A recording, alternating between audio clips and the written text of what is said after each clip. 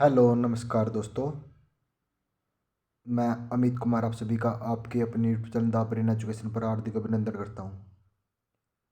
आइए आप सारे अच्छे और अपनी तैयारी को ऐसे ही कंटिन्यू रख रहे हो। भाई जो भी बच्चा हरियाणा में एएलएम एससी और जेई की तैयारी कर रहा है तो उसके लिए भाई हमने एक तो सेशन स्टार्ट किया चैप्टर वाइज एमसीक्यू। ठीक है, इसमें हमने दो चैप्टर को कवर कर लिया। एक तो हमने ट्रांसफार्मर और एक बेसिक इलेक्ट्रिसिटी। ठीक है ना। आज हम कर रहे हैं सेफ्टी। 3 क्लास में हम सेफ्टी को कवर कर लेंगे। ठीक है ना। और एक हमारे सेशन स्टार्ट किया हुआ हमने एंड ऑफ राइटिंग, जिसमें हम 10,000 के आसपास क्वेश्चन करवाएंगे। ठीक है। उसके बाद एक पीवाई क्यू सेशन स्टार्ट किया हुआ है। भाई देखो, सबसे पहले आपने कल वाले अखबार में पढ़ लिया होगा कि एएलएम की 500 पोस्टें आएंगी। सॉरी, 5,000। तो मैंने 10 दिन पहले वीडियो बनाई थी कि एएलएम की हरियाणा में 5,000 पोस्टें देखने को मिलेंगी। और वो आज वो अखबार में आपको देख कर सच्चाई पता ही लगी हुई होगी ना। तो सबसे मेन चीज़ मैंने बताया था, सीटी का रिजल्ट इस दिन को आएगा, उसी दिन आया था। भाई मैं 100% वही डाटा बताता हूँ जो करेक्ट होता है। ठीक है। और जो मैं नोट्स पढ़ा रहा हूँ आपको हैंड राइटिंग, भाई लास्ट टाइम जब एग्ज़ाम दिया था ना, 2023 में एग्ज़ाम हुआ था, तो बस 68 क्वेश्चन वहाँ से देखने को मिले थे। ठीक है। और इस बार भी मैं बोल रहा हूँ, अगर आपने वो नोट्स भी अच्छे से कर लिया ना, भाई आपका सिलेक्शन 100% है। और इस बार कंपटीशन इतना हाई हो गया भाई, 60+ कट ऑफ देखने को मिलेगी भाई। और ये लास्ट चांस है कि हरियाणा में एएलएम जो भी टेक्निकल वाले हैं उनकी कट ऑफ कम देखने को मिलेगी। अगले साल देखना कितना कंपटीशन होगा। और अगले अगले साल पोस्ट ही आपको देखने को मिलेगी 1,1200 बस। वो भी कन्फर्म नहीं है। इस बार लास्ट चांस है कि इतनी ज़्यादा 5,000 पोस्ट आपको देखने को मिलेगी। ठीक है। अगर आप तीनों सेशन देख रहे हो ना भाई, सिर्फ आपको 20 मिनट देना हमारे यूट्यूब चैनल को। आप कहीं से कुछ पढ़ रहे हो, हमें कोई दिक्कत नहीं है, लेकिन भाई 20 मिनट डेली हमारे चैनल पर जुड़ जाओ, कुछ ना कुछ जरूर सीख के जाओगे। ठीक है। तो आज का पहला क्वेश्चन है, अगर कोई व्यक्ति बेहोश हो जाता तो पहली कार्रवाई क्या होनी चाहिए। भाई अगर कोई व्यक्ति बेहोश हो जाता ना, सबसे पहले हमें क्या करना चाहिए। सबसे पहले हमने उसकी सांस चेक करनी चाहिए कि व्यक्ति जिंदा है या मर गया है। तो ऑप्शन नंबर ए, सबसे पहले व्यक्ति की सांस चेक करें। किसी दुर्घटना की अप्रत्यक्ष लागत क्या होती है। भाई किसी दुर्घटना की अप्रत्यक्ष लागत क्या होती है। अगर आप बस साथ के साथ अपना स्कोर भी देख रहे हो ना, आपके लिए बहुत ज़्यादा बेस्ट रहेगा। ठीक है। तो किसी दुर्घटना की अप्रत्यक्ष लागत क्या होती है। घायलों के अनुपादन समय की लागत। Option number B.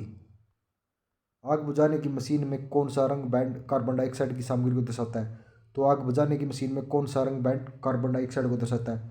तो कौन सा कलर दर्शाता है भाई, ये दर्शाता है ब्लैक कलर। ठीक है। पेट्रोल, तार और पेंट जैसी ज्वलनशील तरल पदार्थों के कारण किस वर्ग की आग लगती है। तो पेट्रोल, पेंट और तार, तो ज्वलनशील पदार्थों में, तरल पदार्थों में कौन सी आग लगती है। बताओ भाई, अगर किसी को पता हो तो इनमें लगती है क्लास बी की आग। Option number B. निम्न में से कौन सा चिन्ह बॉर्डर एवं बीच में क्रॉस लाल रंग का बना होता है। बॉर्डर और बीच में क्रॉस लाल रंग का चिन्ह किसका बना होता है, पता किसी को। तो ये होता है निशात्मक चिन्ह। Option number A. विद्युत झटके के पश्चात कृत्रिम श्वास की क्रिया निम्न में से किस विधि में रोगी को छाती के बल जमीन पर लटाया जाता है। भाई रोगी को छाती के बल जमीन पर कौन सी विधि में लटाया जाता है। बताओ, अगर किसी को बताओ तो ये लटाया जाता है कौन सी विधि में। तो ये सैफर विधि में। कार्डियोपल्मोनरी रेफ्रिक्शन का पहला चरण क्या है। तो सीपीआर का पहला चरण क्या होता है भाई, अगर किसी को पता हो तो बताओ। तो सीपीआर का पहला चरण होता है छाती को जोर से खोलना, दबाना और खोलना, ऐसे पंप करते हैं ना। मतलब ये कोई व्यक्ति होगा तो इसको छाती को ऐसे पंप करते हैं ना। बिजली का काम करते समय निम्न में से किसका पालन नहीं करना चाहिए। भाई पालन नहीं करना चाहिए। प्रमुख आवृत्ति बंद करना, इसका तो पालन करना चाहिए। अछूत उपकरणों का उपयोग करना, ये भी ठीक है। सक्रिय बिजली की करते उपकरण की मरम्मत कभी नहीं करनी चाहिए, ठीक, ये भी ठीक है। लेकिन गीले हाथ से बिजली का काम करना, ये नहीं करना चाहिए। वेट केमिकल फायर एक्सटिट्यूशन में इस्तेमाल होने वाला मुख्य तत्व। तो वेट केमिकल फायर में कौन सा तत्व प्रयोग किया जाता है। अगर किसी को बताओ तो बताओ भाई, इसमें किया जाता है पोटेशियम। कौन सा, पोटेशियम इसमें प्रयोग किया जाता है। सुरक्षा कार्यक्रम मानकों के संबंध निम्न में से कौन सा सही है। तो सुरक्षा कार्यक्रम मानकों का संबंध कौन सा है? मानकों का सुरक्षा कार्यक्रम, मानकों का संबंध बताना है कि कौन सा है, ए है, 2 है, 3 है, 5 है, बताओ भाई। तो कौन सा होता है? अगर किसी को पता हो तो जरूर कमेंट करो भाई। ये होता है 5ES। कौन सी में? ऑप्शन नंबर डी में 5ES है। कौन सा शब्द 5S प्रणाली का भाग नहीं है? तो 5S प्रणाली का सब्सट्रैक्शन, शॉर्ट, साइन, ये तो तीनों है, लेकिन स्वैप नहीं। Option number C swap correct answer हो जाएगा। सूचनात्मक चिन्ह का परिदृश्य रंग कौन सा होता है? सूचनात्मक चिन्ह किस प्रकार का होता है पता है? सूचनात्मक चिन्ह का रंग कौन सा होता है? तो ये होता है हरा रंग। ISO का तात्पर्य क्या है भाई? मोस्ट इंपोर्टेंट क्वेश्चन है। ISO का तात्पर्य क्या है? बताओ भाई, अगर किसी को बताओ तो यह इंटरनेशनल ऑर्गेनाइजेशन स्टैंडर्डाइजेशन, अंतर्राष्ट्रीय मानकीकरण संगठन। Option number B. भाई अगर आपने PDF चाहिए तो brain education Telegram channel join कर लेना, वहाँ पे इसकी PDF आपको मिलती है, और हैंड ऑफ राइटिंग नोट्स और PY क्वेश्चनों की PDF आपको वहीं पर मिलती है।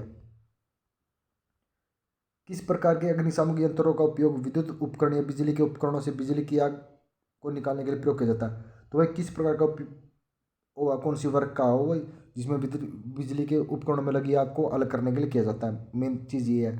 तो वो कौन सा वर्क किया है? वो वर्ग नंबर सी होता है। वर्ग ए एक्सटीशन क्या भूमिका है? तो वर्ग ए की क्या भूमिका है? अगर किसी को पता हो जरूर कमेंट करो। तो वर्ग ए की भूमिका है लकड़ी और कागज जैसे साधन का उपयोग करना, ठीक है। लकड़ी और कागज की आग में वर्ग ए का प्रयोग किया जाता है। यदि खालिस्तान की धारा मानक सीरीज से होकर प्रभावित होती है तो उसका प्रभाव शोषण समस्या के रूप में परिलक्षित होता है। भाई कौन सी वो एम्पियर की धारा जिसे शोषण पर हमारा प्रभाव पड़ता है, भाई कौन सा वो? अगर किसी को पता हो तो वो 20 एम्पियर मेगा एम्पियर से 30 मेगा एम्पियर, ठीक है। Option number A. कृत्रिम समशासन की साधारण और आसान विधि। तो कृषि कृत्रिम समशासन की साधारण और आसान विधि कौन सी होती है? तो किसी को कृत्रिम सांस देना, तो उसकी साधारण विधि कौन सी होती है? तो ये होती है मुंह से मुंह वाली विधि, ठीक है।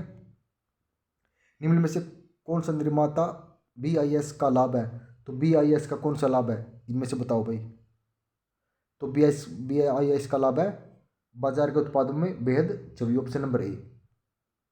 5S अवधारणा का दूसरा चरण क्या है? तो 5S अवधारणा का दूसरा चरण कौन सा होता है? अगर किसी को पता हो तो बताओ भाई। तो इसका होता है 5S का दूसरा चरण क्रमबद्ध व्यवस्था, ठीक है। विद्युत कार्य के लिए किस तरह के जूतों का उपयोग किया जाता है? तो विद्युत कार्य के लिए कौन से जूतों का उपयोग करते हैं हम? अगर किसी को पता हो तो बताओ।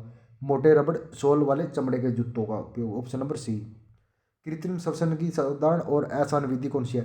तो कृत्रिम श्वसन की साधारण और आसान विधि है, तो रिपीट क्वेश्चन हो गया ना। तो कौन सी है? मुंह से मुंह वाली विधि, ठीक है। चेतावनी चिन्ह की पृष्ठभूमि किस रंग की होती है? तो चेतावनी चिन्ह की पृष्ठभूमि कौन से रंग की होती है? अगर किसी को पता हो तो जरूर बताओ। चेतावनी रंग की पृष्ठभूमि किस कलर की होती है? तो बताओ भाई। तो ये चेतावनी देना कमेंट करना, ठीक है ना। ऑप्शन नंबर 22 आपने कमेंट करना। अगली क्लास में तो मैं तो बता ही दूंगा, लेकिन आपने कमेंट करना चेतावनी रंग की पृष्ठभूमि कौन से कलर की होती है। निम्न में से कौन सी हानि जो व्यक्ति को बिजली के झटके लगने से होती हैं? तो कौन सी हानि है जो बिजली के झटके लगने से हो जाती है व्यक्ति को? बताओ भाई। तो ये होती है किसी विशेष अंग छाले पड़ जाना, ठीक है, और मांस का जल जाना, ठीक है। अध्यागति या मृत्यु, श्वासन में रुकावट और मूर्छा, ठीक है। ये ऑप्शन नंबर डी इसका करेक्ट आंसर हो जाएगा। कंबल, बालू इत्यादि का उपयोग करके ऑक्सीजन की आपूर्ति रोककर आग बुझाने की प्रक्रिया। कंबल, बालू इत्यादि का उपयोग करके कौन सी विधि को रोका जाता है आग बुझाने की? मतलब कौन सी विधि से आग बुझा जाती है? कौन सी कंबल और बालू में लगी आग को? तो कौन सी विधि होती है भाई? अगर किसी को पता हो तो बताओ, करो कमेंट भाई 24 का। तो ये होती है स्मूथरिंग विधि, ठीक है। अग्निशमक में स्टार्टिंग क्या है? तो अग्निशमक में स्टार्टिंग क्या है? अगर किसी को पता हो तो बताओ, अग्निशमक में स्टार्टिंग क्या होता है? तो ये होता है आग से ईंधन तत्व हटाना, ठीक है। क्या होता है? आग से ईंधन तत्व को हटाना, ठीक है। भाई आज हमने 25 क्वेश्चन करे हैं, ठीक है। अगर आपको बस सेशन अच्छा लग रहा है तो आज कमेंट कर दो भाई। नेक्स्ट वीडियो से हम एक चैप्टर को कवर कर देंगे, चाहे उस चैप्टर के 300 क्वेश्चन हो या 400 क्वेश्चन हो, ठीक है। क्योंकि वो वही बात हो जाएगी, तो मैराथन क्लास हो जाएगी। मैं नहीं चाहता कि आप मैराथन के पीछे पढ़ो, ठीक है। मैं सोच रहा हूँ अगर आपको जो 9 मिनट में कंटेंट मिल रहा है वो 9 मिनट में मिले। अगर मैं मैराथन लगाऊंगा ना तो आपको पता है, अगर मैं 300 क्वेश्चन को कम से कम एक चैप्टर के हम 300 से 400 क्वेश्चन कर रहे हैं, अगर वही 300 से 400 क्वेश्चन मैं करवाने लग गया ना तो वो कम से कम वो आपके 4 से 5 घंटे खा जाएंगे। और मैं नहीं चाहता कि वो 4 से 5 घंटे आप बोर हो जाओ। अगर आप 9 9 मिनट की वीडियो देख रहे हैं ना, आपके लिए बहुत अच्छा रहेगा भाई। ठीक है, मैं तो यही बात बोल रहा हूँ, पहले दिन से यही बोलता आ रहा हूँ कि भाई मैराथन के पीछे मत पड़ो। ठीक है, एक तो आप ये देख लो भाई, आप 3 से 4 घंटे की मैराथन लगा के देख लेना। जो कंटेंट आपको यहाँ 20 मिनट में दे रहा हूँ तीनों वीडियो में, वो 3 से 4 घंटों की मैराथन में नहीं मिलेगा भाई, ये सच्चाई है। अगर इस बात से एग्री हो तो जरूर कमेंट करना। ठीक है, मिलते हैं नेक्स्ट वीडियो में जल्दी ही। जय हिंद।